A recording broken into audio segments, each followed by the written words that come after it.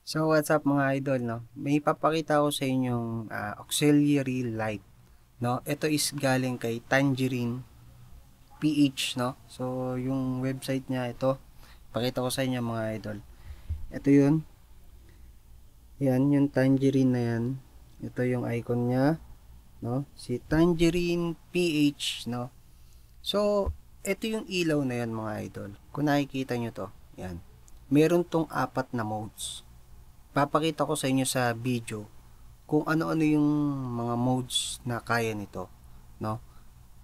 Ang presyo nito mga idol, 250 hanggang 510.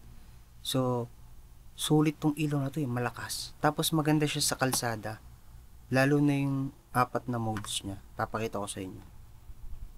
So, ito mga idol, no, na inayos ko lang yung battery saka yung ilaw. Ito, pakita ko na sa inyo yung mga ilaw. Yung ilaw niya, yung 4 modes niya. Ayan, so inayos ko yung battery, no. So, para mas makita natin, no, kinabit ko na yung ground dito. Then dito yung positive. Ito yung unang modes niya, mga idol. Tingnan niyo na lang maigi. Yan, no, yung kulay pula na yan, no. Kumbaga apat na ilaw yan, no.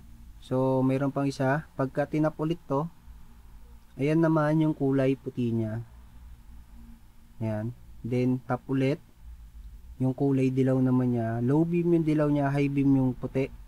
So, pag tinap mo siya ulit, ayan nagbi-blink siya ng paganyan. Kasama yung red sa gilid. Then, yung yellow, saka white. Yellow, white ba yan? Tama, no? Tingnan nga natin ulit. Okay, so bumalik siya ulit sa dati. Ayan. Okay. O, yun. So, yan yung mga modes niya, mga idol. So, yan yung mga modes, mga idol, no? So, ano bang meron, no? Re-reviewin natin. So, may high beam siya. High beam niya, white light, high beam. Then, low beam, yellow light.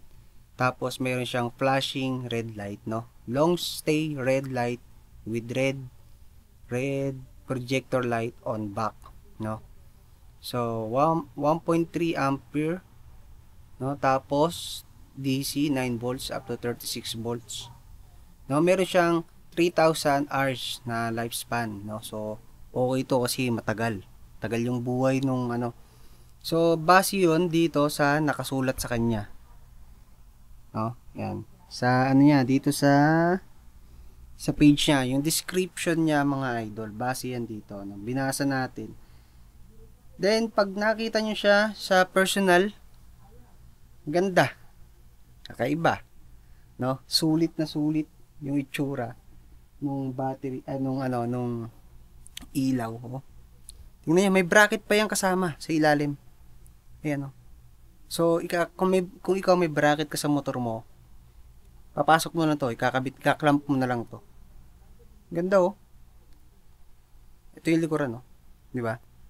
No, so, sana may natutunan kayo sa video natin ngayon, no? Kung nagustuhan nyo itong ilaw na to, ilalagay ko na lang yung link natin sa Yellow Basket, mga idol.